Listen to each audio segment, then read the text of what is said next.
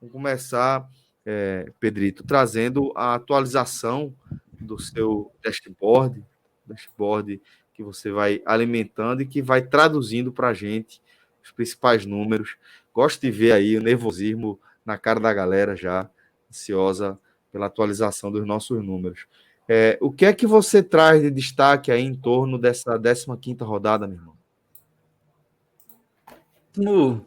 Cada vez maior, né, Celso? Porque para o torcedor do Bahia, falando especificamente do Bahia com uma campanha bem ruim, bem perigosa, né?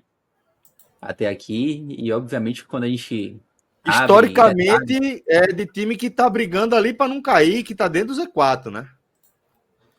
historicamente é a primeira vez, na verdade, na história dos pontos corridos com 20 clubes, que a gente tem um time com 13 pontos fora da zona de rebaixamento, na 15ª rodada, né? Então, dá para falar com toda segurança que a campanha do Bahia é uma campanha de Z4. O Bahia não tá no Z4, aliás, não entra no Z4 já há algumas rodadas, por culpa única e exclusivamente dos adversários, né? O 17º colocado estacionou, não pontua já há algum tempo. E isso vem fazendo com que o Bahia esteja fora do Z4. Mas historicamente é uma pontuação clássica de time que está ali dentro, né, dos 4 últimos colocados da primeira divisão.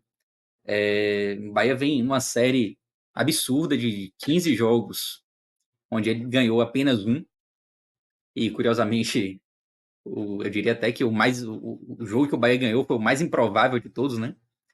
Que foi contra o Palmeiras, aqui na Fonte Nova, um confronto que, historicamente, o Bahia tem uma dificuldade absurda, não ganhava há mais de 30 anos do Palmeiras aqui em Salvador, e acabou ganhando com um gol no final.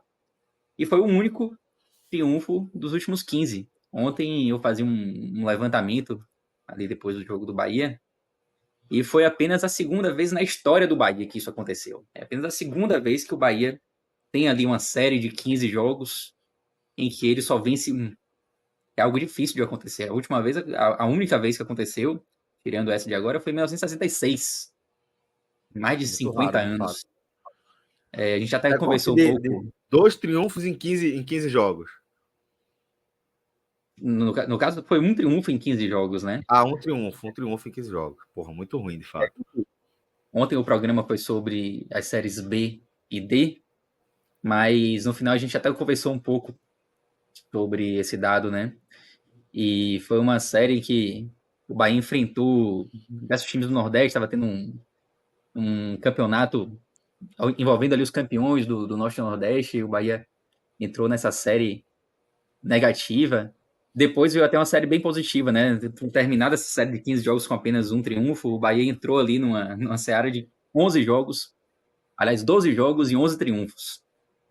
Mudou Porra. completamente da água para o vinho. O pessoal ontem no Twitter até me perguntou, e aí, o que foi que aconteceu para mudar completamente, né? Virar completamente a chave. E, Trocaram o treinador, foi? Trouxeram quem? Trouxeram o Guto, foi? né, não trocaram o treinador, mas o que contou mesmo foi a excursão que a turma arranjou, né? Na verdade, o pessoal já estava numa excursão ali pelo norte, e aí se enveredou lá pelo interior do Pará, ali em Santarém, A história é mais em ou menos essa. A gente Roraima. soube ontem os detalhes. É que ele está sendo correto na história. Começou jogando aqui no Nordeste, aí não fez muita graça, perdeu um joguinho, outro aqui, outro ali. Aí a viagem disse: como é que resolve isso? Aí a galera foi até o limite do país para vir para ganhar jogo. Aí pronto, aí conseguiu quebrar a sequência. Mas na verdade, essa sequência estava toda aqui, a turma disse: mesmo, é melhor continuar viajando, porque aqui não está adiantando de nada. Aí pronto, aí Comer mais voltou com asfalto, 500 né, vitórias Maestro? nas costas. Até interior do Acre também. E aí, meu irmão, a chave virou, né? Esse ano não vai Já acontecer. virou, voltou grande, todas as vezes aí, ó, já virou. A chave virou, a chave virou. Esse ano o nível dos adversários não vai cair, né? E esse é o grande problema. A gente não sabe onde isso vai parar. Bahia tem um jogo importante agora, um jogo ganhável, assim, pontuável contra o Corinthians na Fonte Nova, por mais que historicamente seja um adversário difícil para qualquer equipe, mas não vive assim em grande fase.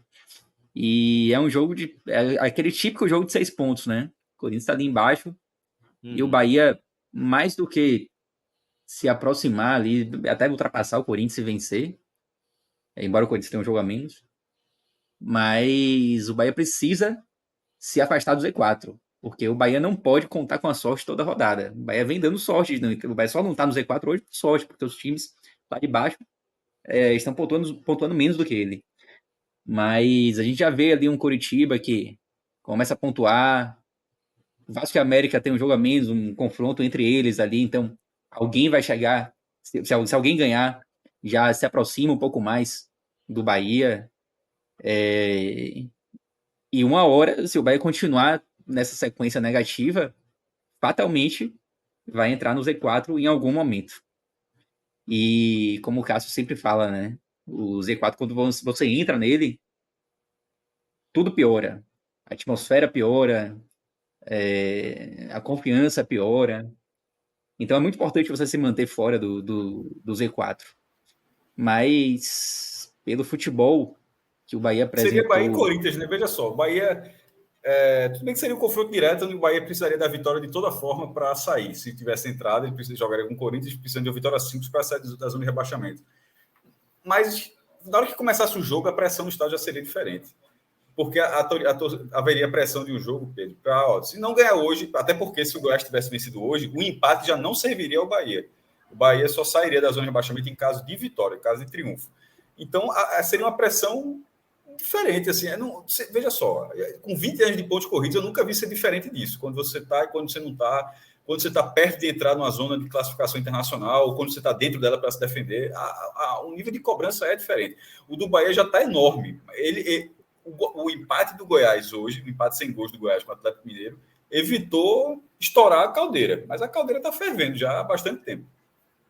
Tem uma questão também rapidinho, Pedro, que é, às vezes, o efeito do momento recente, né? Perceba, o Curitiba hoje, ele tem uma perspectiva muito mais positiva, embora ainda permaneça no Z4, porque há 3 rodadas atrás o Curitiba era dado como morto, né? 2 vitórias seguidas, o empate contra o Cruzeiro fora de casa. O ambiente do Curitiba, mesmo ainda dentro da zona de rebaixamento, é de vamos conseguir chegar. Porque ele está olhando exatamente um Bahia que não vence, ele está vendo ali um Santos que também segura, né? Assim, não consegue ter sequência, só venceu o Goiás no último jogo, que era o confronto direto, naquele jogo bastante polêmico. Então, tem esse efeito de você entrar numa zona de rebaixamento, mas depende muito da sequência que você vem. É por isso que o Cássio mencionou. O fato de você entrar no Z4, tendo apenas uma vitória nos últimos 15 jogos, claro, não todos da Série A, né? No caso, em todas as competições, faz com que o jogo que seria contra o Corinthians, vá muito mais alarmante. O Corinthians ia jogar possivelmente com esse nervosismo que a Arena Fonte Nova estaria num jogo como esse.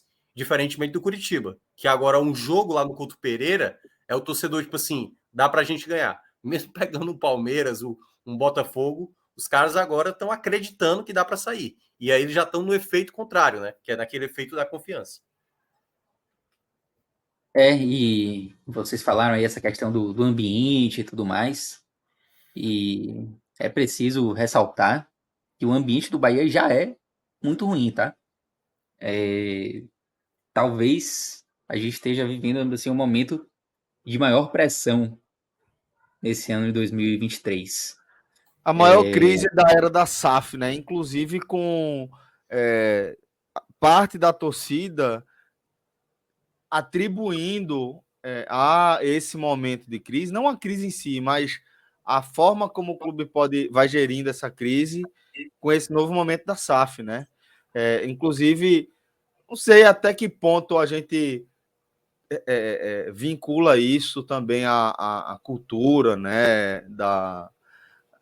Do profissional português mesmo, que trata as coisas de forma muito direta, com pouco da sutileza que a gente foi aperfeiçoando aí ao longo dos anos na América Latina. Não sei quanto disso se mistura, mas que está parecendo que está dando um caldo meio entornado aí, né, para o lado da relação com o torcedor, né? Com certeza é uma relação extremamente conturbada, E assim, o Bahia já viveu momentos bem difíceis nessa temporada. Teve 6-0 pro Sport, por exemplo, que foi um momento que a gente até comentou já diversas vezes aqui. Em qualquer clube do Brasil, o treinador teria caído naquele dia. Mas eu acho que a relação torcida e treinador, ela nunca foi tão ruim quanto agora. Pressão é muito grande pela saída de Paiva. Eu acho que isso não vai acontecer. Já adiantando, assim, a filosofia que a gente está tentando se acostumar aqui e tal, eu acho que não vai acontecer. Até pelo momento de janela aberta, enfim. Mas os questionamentos, eles são extremamente verdadeiros, assim, sabe? É um time que você não vê evoluir. A evolução do trabalho de Paiva é extremamente lenta desde o início. Ontem, durante a coletiva, mais uma vez ele trouxe declarações assim que não caem bem aos ouvidos do torcedor. Tem uma pergunta muito boa, inclusive, de Neto, que estava lá, sobre quais seriam os pontos positivos, o que ele vê de positivo no trabalho dele até aqui. E ele se limitou a dizer que Não faz ele milagre, foi essa? não faz milagre, que não tem tempo de treinar, que são 7 meses, que 7 meses é pouco tempo, e que não E o ar é treina. foda, né, velho? É um azinho de deboche, assim, que, porra, incomoda, né? Exatamente. Incomoda o torcedor na.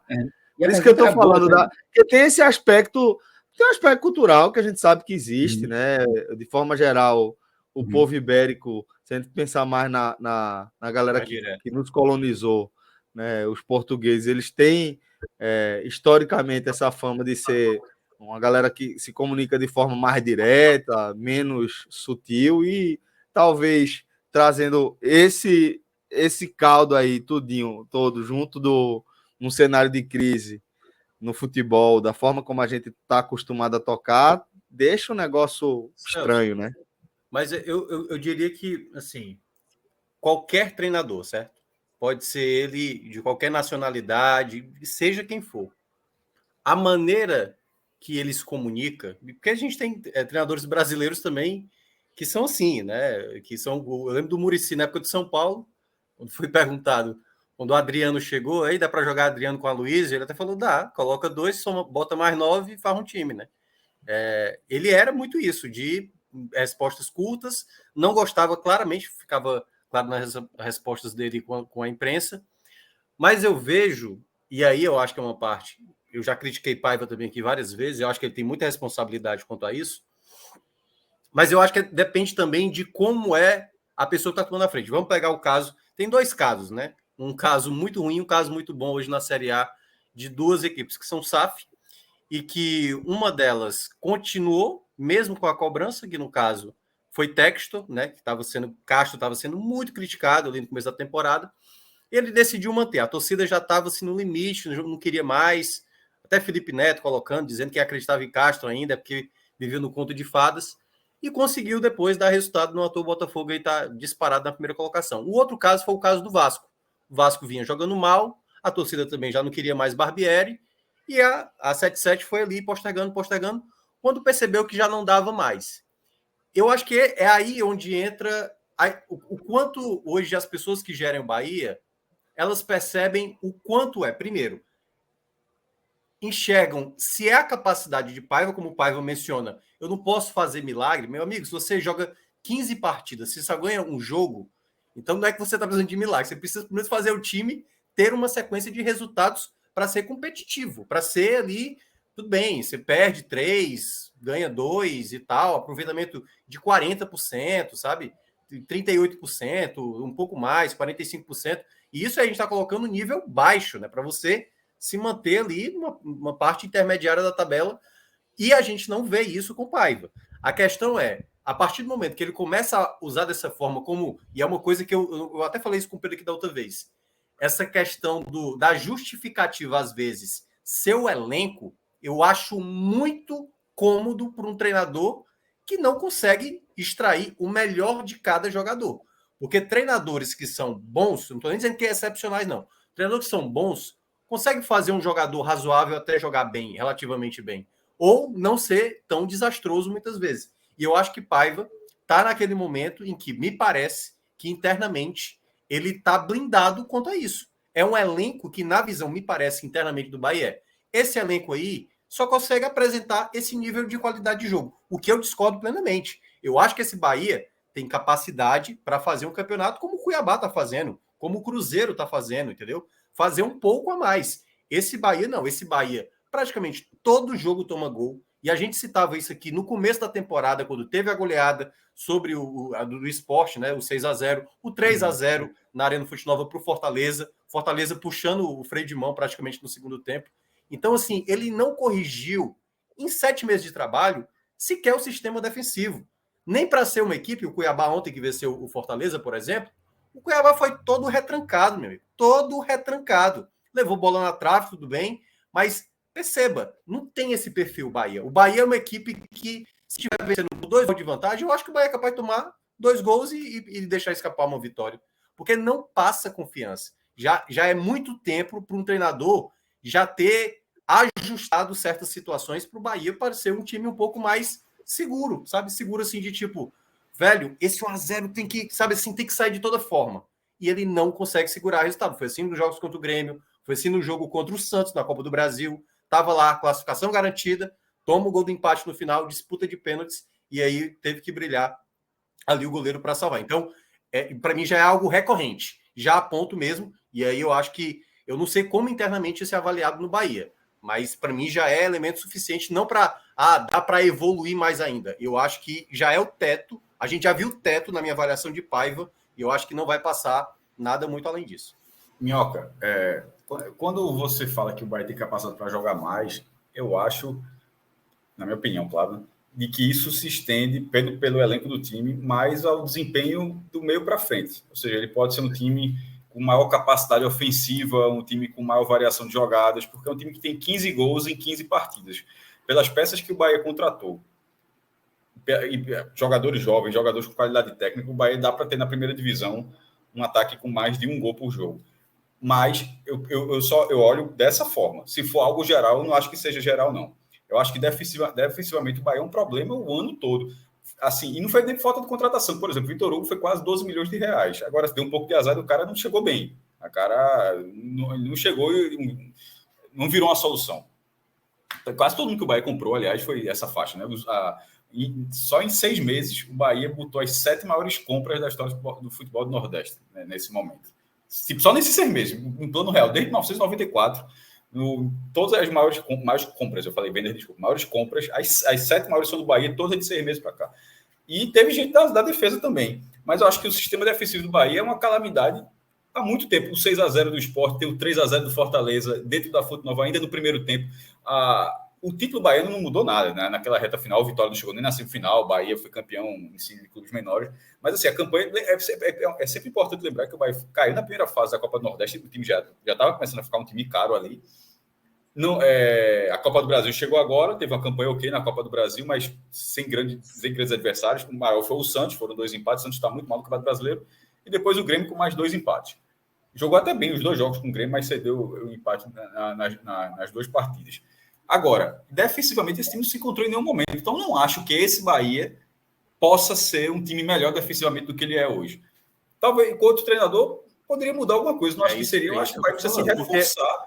Você não acha que é capaz de melhorar defensivamente? O limite é o... Eu não vou dizer que não pode, que qualquer treinador do mundo chegar a Guardiola pode extrair um pouco mais. Eu não estou dizendo que é impossível extrair um pouco mais. Não é isso que eu quero dizer, não. Mas eu acho que defensivamente... o Bahia, eu até falava, quando estava essa questão de jogo, eu até brincava, o Bahia lá botou 2,5 milhões, virou 4 milhões para a jogo, eu disse, meu irmão, dinheiro não é problema para os caras. Eu acho que o foco do Bahia deveria ser peças da defesa, porque na turma que está brigando embaixo, ele não se sobressai em relação a ninguém. Inclusive, o concorrente que está acima dele, o Corinthians, tem 6 gols a menos sofridos, 6 gols sofridos a menos. Todos os outros times que estão ali, é tudo na mesma faixa, 23, 25, 26 gols, ou seja, está todo mundo jogando. Está todo mundo se defendendo mal. Ou seja, se está todo mundo se defendendo do mesmo jeito, tá um salve-se quem puder. Ou seja, um vai escapar porque só cai em 4. Mas uma coisa que a gente até fala para o Náutico mais para frente. O Náutico, nesse momento, ele está com um time para a Série C, até só para trazer o paralelo que eu estou dizendo, de que ele tem condições de brigar pelo acesso. Agora ele tem condições de brigar no mesmo nível que todos os outros. Ou seja, uma ou duas peças no Náutico ele teria uma condição de favorito. No caso do Bahia, um pouco mais de qualificação técnica do sistema defensivo, e ele evitaria o pior setor do time. Porque, veja só, não é no brasileiro. O Bahia veio assim do primeiro semestre, onde o desafio técnico era muito menor. Começou com o treinador, e teve até uma mudança de postura. O treinador primeiro tinha aquele saia toda a defesa, era um contra-ataque atrás do outro, com ninguém na linha. Aí corrigiu um pouco aquilo. Mas ao mesmo tempo, não basta só corrigir a arrumação do time, acho que tem que corrigir contratando gente também. Então, e dentro dessa janela, eu acho que deveria ser prioridade do Bahia, da cabeça de área para trás. Não, eu concordo, certo? Eu concordo que o Bahia tem que ter urgência para contratar no sistema defensivo, mas quando você olha os 3 jogos contra o Grêmio, são 3 gols iguais, Cássio. 3 jogadas pelo lado esquerdo do Grêmio, lado direito defensivo do Bahia, e a bola sempre passou ali, teve um jogador completando para o gol. Um treinador que ele acabou de enfrentar um adversário que fez um gol desse tipo, ele sabe que nos minutos finais essa equipe vai jogar bola no Ferreirinha ali na esquerda, vai fazer uma jogada na esquerda, e eu preciso me preocupar com aquele lado. Ele não parece entender uma situação que acontece até de maneira recorrente. Não é que o jogo do Grêmio aconteceu um dia, passou um mês e depois você enfrentou o Grêmio. Você teve o jogo do Grêmio, enfrentou o Grêmio de novo, passou uma semana e enfrentou o Grêmio de novo. Em 4 jogos, o Bahia enfrentou o Grêmio 3 vezes e tomou o mesmo tipo de gol. Para a gente chegar aqui no consenso. Eu não defendo o Renato Paiva, não. Inclusive, eu chamei ele, quando virou o semestre, eu chamei de sobrevivente, que eu disse, com o primeiro semestre do Bahia, eu lembro até desse dia, o que foi o primeiro semestre do Bahia, e Renato Paiva ainda chegar no brasileiro, ainda passar como treinador do Bahia, só esse cara é um sobrevivente, porque o trabalho era muito ruim, horroroso. O título do Bahia, para mim, não mudou em absolutamente nada. Nada, zero. Para dizer, não, pô, o cara é bom e tal, nada, zero. E eu não falo do Bahia, não falo do Pernambucano, do Cearense, fala a mesma coisa em tudinho aqui. É massa comemorar o título, mas hoje em dia não valida, não. Em algum momento lá nos anos 90, nos anos 80, quando você ganhava o Baiano, o Pernambucano, você chegava com a condição de, pô, vai fazer um brasileiro seguro. Isso acontecia, havia uma qualidade técnica para isso. Nos anos 70, aqui em Pernambuco, era até além disso. Você fazer mais. Agora, no ano de 2020, não. Agora, nessa década atual, ser campeão estadual não significa nada. Eu só mencionei essa questão e eu entendo, você não está defendendo Paiva, não. Você está criticando. Só que eu acho que a partir do momento, quando aconteceu aqueles problemas, o 6-0 do Sport é até uma ilusão, assim, porque foi jogo para 8, 9, 10, que não seria exagero aquele jogo ali, porque o Sport perdeu inúmeros gols. A partir de lá para cá, e quando teve aquela tuitada do Cássio Cardoso, né, que ele até achava que o Bahia pudesse ser tal qual a América de Natal, né, ele nem tinha lembrado da Chapecoense, naquele cenário, quando a gente fala, o Bahia evoluiu, e o Pedro já falou isso algumas vezes, né, evoluiu. Suficiente? Não é suficiente. Passa longe de ser suficiente. Uma equipe que toda vez precisa tentar fazer no mínimo 2 gols para tentar vencer uma partida, sempre obriga, ou das duas coisas, ou você joga um jogo muito ofensivo, agredindo e não desperdiçando chances, vai sempre fazer 2, 3 gols para tentar vencer os adversários, ou você resolve o seu sistema defensivo, que até então ele não conseguiu melhorar isso. Ele não consegue ver outras alternativas. O Pedro já falou também algumas vezes, ele explica muito bem o jogo, mas você só explicar o jogo, meu amigo, aí é o nosso papel. Pedro está aqui explicando o que aconteceu durante o jogo. Ele não é pago para fazer o time parar de tomar gol. Agora, a partir do momento que todo jogo ele vem a público e dizer que foi isso, que foi aquilo, e ele não consegue resolver situações dentro de campo, eu acho essa parte que preocupa, que eu acho que um treinador um pouco mais precavido, e eu vou pegar o exemplo também do ano passado, que aí a gente acompanha com mais proximidade, no caso do Fortaleza, o Fortaleza ano passado, no primeiro turno, tomava gol a rodo no final da partida, a rodo, 40 do segundo tempo, o Fortaleza vai tomar o gol. O que era empate se transformava em derrota, o que era vitória se transformava em empate.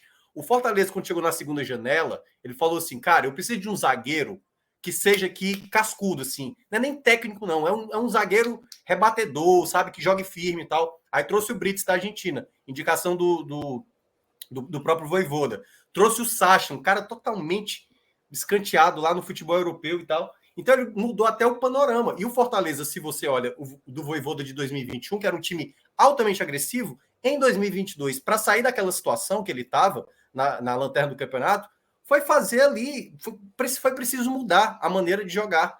E Paiva não me parece que ele está fazendo esse estilo, de jogar um jogo mesmo fechado, fazer um jogo feio, sabe? Como o Cuiabá fez ontem, como muitas vezes o Cruzeiro faz, os jogos do Cruzeiro são horríveis. Então eu acho que está faltando isso às vezes para Paiva, sabe? De entender... Aí, Minhoca, E vai continuar. eu acho inclusive, Minhoca, que isso... Fala, Celso. Não, só para complementar, Maestro, porque isso que Minhoca descreveu, a forma como o Paiva reage à urgente necessidade de você qualificar ali a performance do seu sistema defensivo, é que também compõe um cenário de angústia do torcedor do Bahia, porque não tem nenhum indício de que ele vai sair, sabe? Essa tranquilidade dele de, velho, não vou aqui pontuar, meu negócio aqui não é fechar a casinha, meu negócio aqui é outra história. E isso também eu acho que integra esse cenário que angustia o torcedor do Bahia, sabe, Maestro? Era só esse complemento. Não tem nenhum indício que ele vai sair e nem que ele vai mudar o estilo de jogo, tá? Só. Né? Eu ia falar exatamente, era isso que eu ia falar, Pedro, nesse momento agora. Então, quando a gente discutir essa queixa, mas não dá indício que Renato vai mudar, mas talvez não seja para mudar internamente. Esse é um momento que a gente vai ter que se acostumar, vai ter que ver como é que vai ser nos próximos anos. É uma questão de costume, já que vai ser durante essas SAFs, vão gerir os clubes por muito tempo. Que é saber como internamente está sendo avaliado. Tipo, não se sabe exatamente como o trabalho de Renato Paiva é avaliado internamente dentro do Bahia. Assim, tá mal ali no campeonato, mas com o que a gente tem vai dar para escapar, e os jogadores de frente estão desenvolvendo o potencial que a gente espera para revender, para ter um retorno rápido. Aí você fala, fulano já atingiu um nível para duplicar a venda, fulano está atingindo, ciclano para triplicar. É uma forma diferente de ver futebol. Assim, e eventualmente, se o time tiver todo encaixado, vai brigar por conquistas, por feitos maiores e tal. Mas, ao mesmo tempo, obviamente, nenhuma SAF vai querer o baixamento. Não é isso que eu estou dizendo, não. Mas se até que ponto o torcedor do Bahia está lá naquela tara de pegar pelo menos um G10 nesse ano de largada, e os caras, nesse ano é 16º, está tranquilo, por tudo que a gente fez, o investimento foi muito alto, mas é para 2024, onde os jogadores vão estar mais qualificados. É muito difícil, você só faz conjecturas, você não tem uma posição muito definida em relação a até que ponto o treinador está na corda bamba. Se tivesse uma odd aí, veja só, seria que a gente até viu ontem na Bet Nacional, do Reba. Irmão, qualquer resultado que você colocasse, vitória do Remo ou do Paysandu, empate, era basicamente pagando a mesma coisa, porque era um jogo completamente imprevisível. O Paysandu ganhou.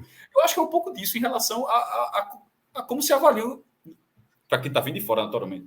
Como é que dentro do Bahia está visto? Será que lá dentro do Bahia, não, pô, esse cara tá por um fio? Eu não faço a menor ideia, velho. Assim, não parece ter muito indício disso. Até porque... Se for uma demissão, eu acho que vai acontecer num nível de surpresa. Poxa, hoje? Assim, por que hoje, assim? Até porque, Cássio, só quem fala dentro do Bahia é Renato Paiva. Você não tem ninguém da diretoria falando sobre futebol além de Paiva. Então o que a gente ouve são as coletivas dele e nada mais. Cadu Parece Santoro, que ele fala pelo Bahia. Ele não fala só pelo...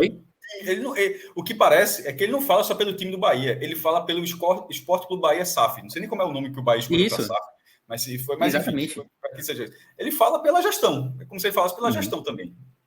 É ele que fala pela gestão, até porque Cadu Santoro não fala, e eu acho que além da questão ali técnica, né, a questão do técnico, efetivamente, né, eu acho que muito da campanha do Bahia se deve a falhas de montagem de elenco também, tá? Eu até entendo o que vocês falaram aí, que o time do Bahia poderia estar numa posição melhor pelas peças que tem, mas eu acho que o Bahia tem muitas lacunas ainda, e acho que falta um senso de urgência de entender essas lacunas, assim, sabe? Até vou voltar um pouquinho à questão ali do setor defensivo que vocês falaram, e eu fiquei aqui só ouvindo. Eu acho que é um pouco das duas coisas. Eu acho que tem uma questão tática importante nessa fragilidade defensiva, e também existe uma deficiência ali de peças, não exatamente de zagueiros, tá? Eu acho que em termos de zagueiros o Bahia está até bem servido, talvez seja o setor até que o Bahia não precisa se reforçar, não precisa se preocupar tanto nessa janela, mas você tinha ali uma deficiência nas laterais, muito evidente, que foram as posições já atacadas, as únicas posições atacadas nessa janela até agora. Ou seja, tem uma possibilidade de melhorar tecnicamente, né? Sim. Foram os únicos pontos que foram atacados até aqui, né? Eu acho que é muito pouco ainda. Talvez uma carência ali de um volante mais carrancudo, eu acho que falta também, precisaria de alguém mais com esse perfil.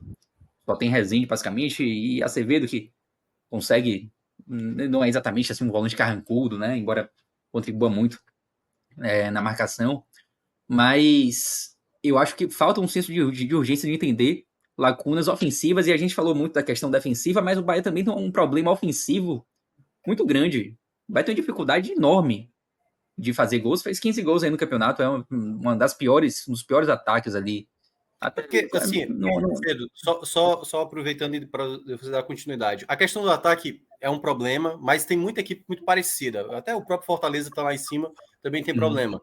Só que o sistema defensivo, e aí para, de novo, meio que contradizer você, e obviamente para você seguir, quando você, o Cruzeiro tomou 11 gols, por exemplo, certo? E o Cuiabá tomou 16, 7 gols a menos do que o Bahia, certo? São duas equipes que você olha o elenco, você, tipo assim, como é que são duas equipes que têm menos dinheiro do que o Bahia, não está fazendo grandes contratações e consegue ser um time muito mais sólido? Porque tem uma questão de mentalidade, conhece a própria limitação do elenco.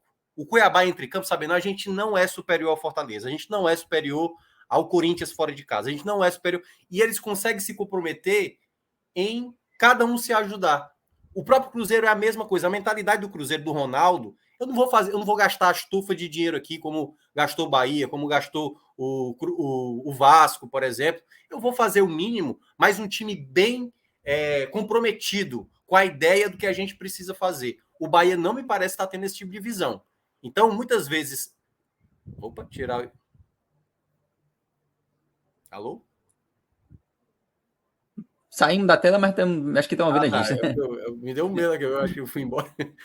Mas, em resumo, é isso, para você continuar, Pedro. Eu acho que eu entendo perfeitamente que o elenco tem lacunas, mas não me parece que o time tem um senso de coletividade, seja para atacar, seja para defender. Então, eu acho que esse é um ponto importante, assim, porque quando você fala isso, fica parecendo que o Curitiba, o Cruzeiro e o Cuiabá tem, assim, quilometricamente jogadores melhores defensivamente do que o Bahia, por exemplo. E eu acho que não tem. Não, eu concordo. Não acho que o elenco do Bahia seja inferior a Cruzeiro e Cuiabá, não. Mas às vezes as equipes acabam pontuando mais do que o elenco parecia que iria pontuar, né? E talvez seja o caso do Cruzeiro e do Cuiabá. O Cuiabá, para mim, é uma surpresa, tá com essa tranquilidade já em relação. Sabe jogar fora, né? Exato. Agora eu acho que só queria ressaltar assim, tipo, o problema do Bahia não é só defensivo, entendeu? O Bahia tem problemas em todos os setores. Tem problema na criação, tem problema na conclusão das jogadas. Ontem, no banco de reservas, por exemplo, o Bahia só tinha uma opção de jogador para atuar ali do meio para frente. Que era Arthur Salles, que nem entrou. Banco de reservas cheio. Então, existe uma carência muito grande, e a gente até comentava alguns programas atrás que a gente entendia que os primeiros dias da janela já deveriam ser aproveitados ali para você apenas anunciar jogadores que já deveriam estar contratados. E a gente já tem quantos dias de janela aberta? A janela abriu que dia 2, né? 3, sei lá. 2 semanas, né? 2 semanas, né? Já passou da metade até agora. Só teve um anúncio. Tem um outro jogador que chegou hoje, o lateral esquerdo, o Cândido, que não foi anunciado ainda. É muito pouco para um time que tá numa fase tão ruim assim, com tanto risco de entrar no Z4. Perdendo peça, na verdade, né? Kaique. Jogadores lesionados, né? Muita peça por contusão. Então, falta para mim esse senso de urgência na montagem, na contratação de jogadores, né? Aproveitar essa janela aí para reforçar o time, para conseguir ter um pouco mais de tranquilidade. Porque se for esse elenco que tá aí, vai ser sufoco até o fim e vai acabar entrando no Z4 mais cedo ou mais tarde. Bom, daqui a pouco a gente vai. Pode falar, Pedrito. Pode seguir, irmão. Não, ia só perguntar se vocês querem passar um pouquinho aqui Sim, a gente pode entrar, né? Nos detalhes aí sobre a campanha do Bahia, né? Queria, até postei aqui no no Twitter há pouco tempo. O Bahia é o pior 16º colocado da história. Estou aqui na 14ª Tem que rodada. mudar ali a estatística. Isso. Deixa eu evoluir aqui para a 15ª. O Bahia é o pior 16º colocado da história, tá? E aí, para exemplificar bem isso, eu vou até mostrar esse outro quadro aqui, que é da evolução por pontuação. Lembrando, né, Pedro, rapidinho, a atual tabela tá com desfalque, né? Tem 2 jogos aí que tá faltando e faz com que também mude um pouco a análise, mas... Exatamente. E aí eu vou até voltar naquela tela lá, meu, que aí pode até reforçar. Okay. Mas só passando aqui pela evolução da pontuação por posição, esse quadro aí ele mostra quanto a pontuação de uma determinada posição evoluiu. A gente não está falando de uma equipe específica, mas das equipes que ocuparam a 16ª posição ao longo do campeonato. E você vê que da 12ª rodada para cá, a pontuação da posição ali só evoluiu 1 ponto, né? Que foi na rodada passada. E essa linha aqui de baixo, ela reflete a pior pontuação da história para a 16ª posição. E, no caso, o Bahia agora, que é o ocupante dessa posição do momento, chegou essa rodada a encostar na linha, né? Ou seja, é o pior 16º colocado da história. E por que o Bahia não está no Z4? Porque o 17º está exatamente na mesma situação. O 17º, há 2 rodadas, é o pior da história. Já era o pior da história na rodada passada. Continua sendo o pior da história nessa rodada. Isso talvez só vai mudar pela composição atual através do Coritiba, porque os outros basicamente não vencem. O Coritiba está nesse momento, se ele conseguir essa arrancadinha para buscar, porque senão não há, tirando o fator Coritiba que nas últimas semanas passou a pontuar, os outros, assim, eles não dão muitos sinais de que essa curva vai mudar, não. Tem um fator, Cássio, que é o seguinte: o América Mineiro caiu na Copa do Brasil para o Corinthians no final de semana. E corre o risco, também agora, amanhã, acho que é o jogo, né? Amanhã é o jogo do América, né? Se o América pode cair também na Sul-Americana. O que volta... No playoff, né? No playoff da Sul-Americana. Aí ele pode não, né? Ele só vai estar focado com a Série A. Muita gente cita que o América Mineiro lembra muito a campanha do Fortaleza do ano passado, porque estava com muitas competições, e é uma equipe que a gente até tinha considerado que o América Mineiro não estaria, né, ali numa situação tão ruim como está atravessando, vem tomando muitos gols. Acho que o grande problema do América é o sistema defensivo, e eu acho que é muito bom o Bahia ter essa atenção com o América, porque é um dos possíveis times. Claro que tem ali uma questão, não sei se, por exemplo, uma eliminação amanhã, isso afeta em Mancini, a ponto de ter uma troca. Só tem um problema, América. A tabela a curto prazo é muito chata. Não, o Flamengo na próxima rodada e o Palmeiras na outra rodada. Ou seja, assim, não, ele já sendo o lanterna e pegar esses 2 em sequência, ele teria que fazer algo muito fora para não ficar muito para trás também. Sim. Mas é uma equipe que a gente sabe que, assim, eu acho que essa Série A ela não tem mostrado nenhum jogo tranquilo, né? Mesmo assim, eu acho que esse tipo de situação é que o Bahia tem que ter o cuidado, né? Essa crescente do Curitiba, como você mencionou, o América Mineiro talvez saindo de competições e agora mais focado com Série A. Não sei se... Eu não cheguei a ver o mercado ainda do América Mineiro, aonde eles estão apostando, mas eu acredito que tem que ser também para o sistema defensivo, porque eles são uma peneira nessa Série A. Mas é aí onde corre esse risco, né? Assim, da onde o Bahia tem que ter o cuidado, porque o Cuiabá já começa a distanciar, o Corinthians já tem um momento mais propício, né? Pode ser que, continuando na Copa do Brasil e na Sul-Americana, possa ser bom para o Bahia, porque aí o Corinthians tem que dividir força, né, com outras competições. Mas esse cenário do Bahia, mesmo estável como está, alguém pode conseguir. O Goiás hoje, né, poderia ter feito um gol que já a pressão aumentaria, né? Colocaria o Bahia dentro do G4. Só voltando ali àquele quadro, antes eu vou até passar aqui na questão dos empates, tá? A gente está hoje num cenário de muitos empates, tá? Nessa série A. E isso é importante, essa análise é importante, porque isso faz com que a tabela tenha menos pontos ali sendo distribuídos.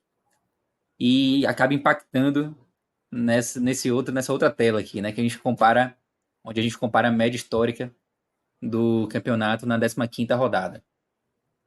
Só que esses pontos eles deixam de ir para determinado lugar, né, da tabela. Eles não estão distribuídos ali, esses pontos que saem, que somem da classificação, eles não estão distribuídos uniformemente. E a gente vê hoje claramente um gap importante aqui nas posições de baixo, né? Do 15º para baixo. São pontuações que estão pontuando, são equipes que estão pontuando abaixo da média histórica para aquela respectiva posição. O Bahia hoje, já falei aqui que é o pior da história, o pior 16º colocado da história. O Bahia tem 3 pontos a menos que a média de um 16º colocado. Então, já é algo que vai chamando a atenção, e a gente falava muito na Série B, quem acompanha os programas da Série B, a Série B, algumas rodadas atrás, ela estava com um cenário ali de recorde de pontuação, né?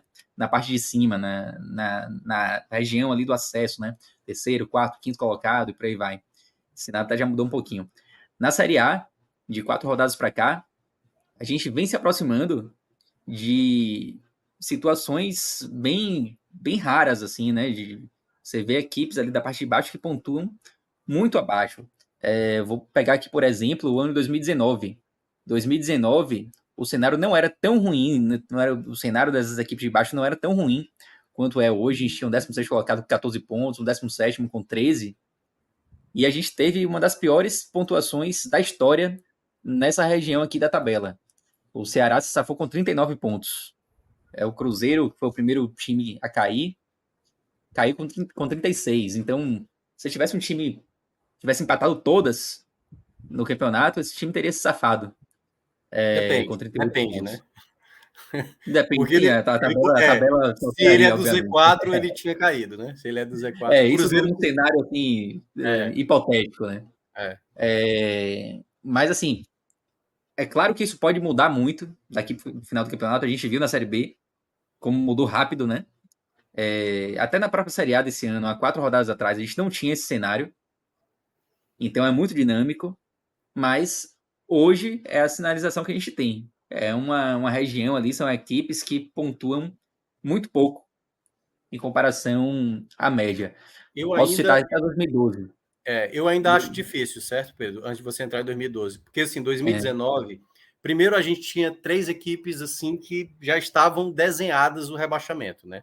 3 equipes que já estavam praticamente rebaixadas. O CSA ainda chegou ali, faltando 4 rodadas, com uma chance. Venceu o Cruzeiro, por exemplo, e aí o Argel saiu lá do CSA, o pessoal do CSA ficou indignado, porque ainda tinha chance de permanecer, foi para o Ceará e garantiu a permanência, apesar dele, né? Porque ele não venceu um jogo sequer naquelas rodadas finais. E era uma reta final onde basicamente só 2 equipes disputavam, Cruzeiro e Ceará, e a cada rodada que passava, nenhuma conseguia aproveitar. Então, aquele cenário de 2019, para ter sido uma pontuação tão baixa, teve vários contextos, né? Um Z3 ali, considerado os 3 piores, muito ruim, desempenho muito abaixo, e outras 2 equipes que estavam ali na 16ª e 17ª colocação, com uma reta final pavorosa, sem conseguir vencer. Então, eu vejo o 2019 muito difícil. Eu acho que vai ser realmente por um tempo bem a exceção da regra. Assim, acho que fazer 37, imaginando, obviamente, quem está fora do Z4, escapando, eu acho imaginável. Isso que vai acontecer, pelo menos nos próximos anos, assim, no curto prazo. 2019, em termos de rebaixamento na Série A, é meio que o 2012 da Série B em termos de acesso, né? É uma situação bem atípica. E aí, até complementando o que você disse, eu queria trazer o exemplo de 2012. 2012 a gente tinha também um cenário parecido na 15ª rodada. E em 2012, a pontuação final, ela foi ali muito mais dentro da média, né? A gente teve o Sport caindo com 41 pontos e a Portuguesa se safando com 45. Então, é muito cedo para dizer que esse cenário que a gente vê hoje, 2023, vai se manter. Tudo pode acontecer daqui a 4 rodadas, o cenário pode ser completamente diferente. Mas hoje o desenho que a gente tem é de um Z4 pontuando bem abaixo e as equipes ali logo acima também pontuando bem abaixo. E eu acho que só para finalizar o Bahia, eu acho que dá para citar também a questão de campanhas semelhantes, né? Eu já deixei pronto aqui equipes que fizeram 13 pontos após 15 jogos na Série A. 16 equipes fizeram campanhas idênticas ao Bahia. E dessas, 10 caíram, né? Então, é uma quantidade significativa. A maioria dessas equipes caiu. Só 6 conseguiram escapar, entre eles o Bahia de 2012. Aliás, essa é a pior campanha do Bahia na era dos pontos corridos. Empatado com 2012. Em 2012, o Bahia conseguiu se safar com 47 pontos. Ó, e só para dar uma... se safar, Samuel Lima falou uma coisa boa. O Botafogo fez a pontuação do Ceará em 15 rodadas. Pô. A do Ceará aqui escapou. Verdade. Não, mas só um detalhe aí também, ó. Percebo que realmente esse pessoal que acabou sendo rebaixado, fazer 40 pontos para essa turma é uma raridade, né? A gente teve o caso da Portuguesa, que terminou com 44 e foi preciso fazer 31 pontos nas 25 rodadas seguintes, né? Que é considerado muito pouco. E as equipes que conseguiram escapar, tudo ali com 45, 47, ou seja, precisou fazer ali 32, 34, 35 pontos, né? O caso do Corinthians, que teve que fazer incríveis 40 pontos nos 25 jogos seguintes. Então, assim, o Bahia vai ter que elevar muito essa pontuação, assim, fazer mais de 30 pontos é o necessário nesses 25 jogos. E, enfim, né? Hoje o indício é bem baixo de imaginar isso. Aí o tamanho do desafio do Bahia, né? Assim, agora vale ressaltar também que tem exemplos de equipes que fizeram menos do que 13 pontos, né? Exato. E também conseguiram. O Flamengo ali em terceiro, né? Pois em terceiro. Uma recuperação em que o próprio Fortaleza 49, né? Faz 49 pontos aí, Pedro, nos próximos 25 jogos. Pois é duro.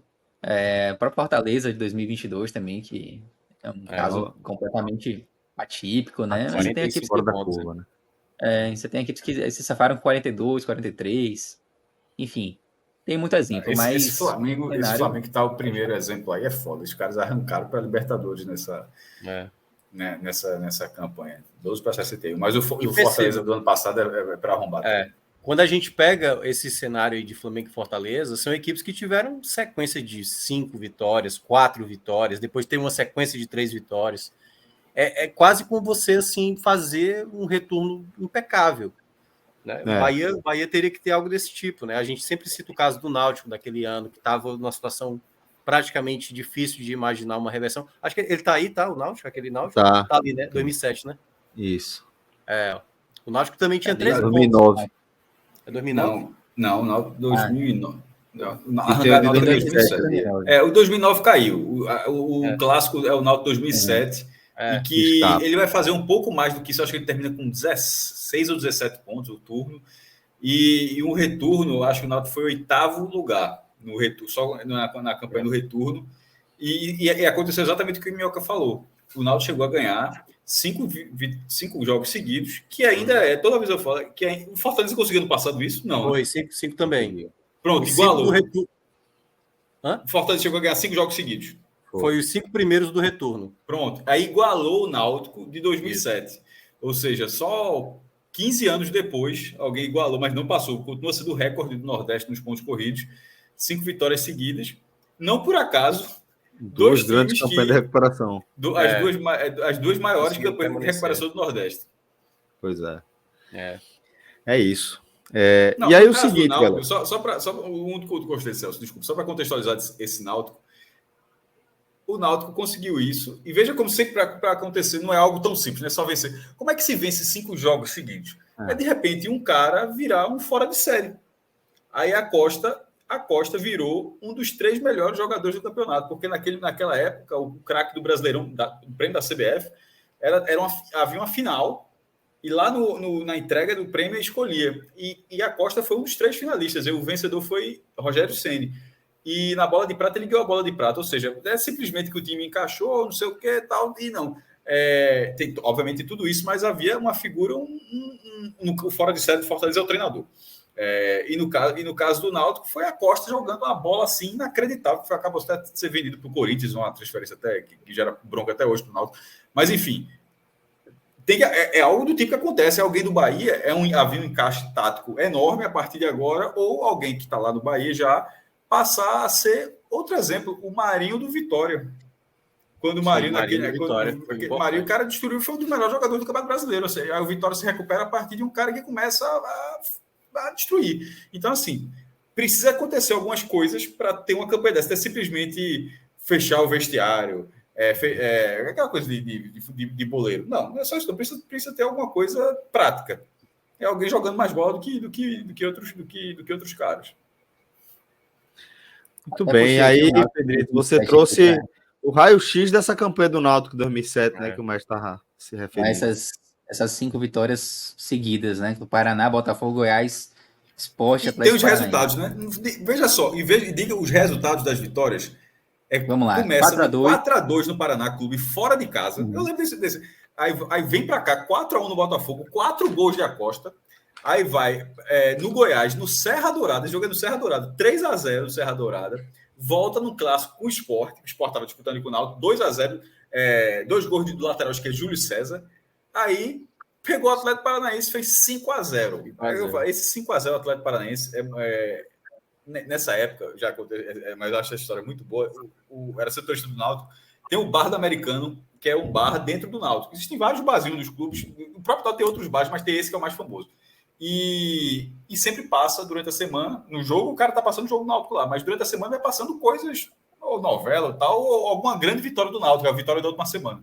E geralmente, assim, quando o Náutico ganha, ficava repetindo o jogo, 2 dias e tal. Nesse dia, esse 5-0 foi repetido a semana toda. Porque foi uma atuação de galo, foi uma atuação tão espetacular que os caras botaram o 5-0 em repeat. Aí eu lembro, isso virou matéria assim, ó, meu irmão, quer ver o 5-0, vai lá em Americano, tá passando a hora que tu chegar no clube. E foi uma atuação espetacular do Náutico. Não, e perceba, faltava 10 rodadas aí e já tava com 36. Você com 36 pontos, faltando 10 rodadas, basicamente você já tá bem encaminhado para a permanência, né? Mas perceba que a sequência começa, veja só, era 1 ponto e 15 de derrotas. 1 ponto e 15, ou seja, tipo, o time tá na merda, daqui a pouco tipo, não tava se ajeitando, ganhando aqui, não, simplesmente aconteceu. E essa campanha tem 3-0 no Corinthians, tem 4-0 na América de Natal, né? 4-2 no Figueirense, 5-1 no América de Natal. Da América de Natal. A América de Natal é triste, na verdade. Nessa fase ainda era normal. Até mas foi um jogo triste. Fora contra a América, né? A Costa perdeu um pênalti nesse jogo. Se ele tivesse feito o gol de pênalti, ele teria sido um dos artilheiros do campeonato lá de Josiel. Josiel acho que teve 20 Paraná, e ele teve 19. E esse 4-0, ele perdeu um pênalti. Aí, e a Costa jogou muito mais bola do que José. Que joga, também tem um gol e tal, mas no Paraná, como o Celso lembrou. Mas, assim, ele foi o vice-artilheiro perdendo esse pênalti. É isso, galera.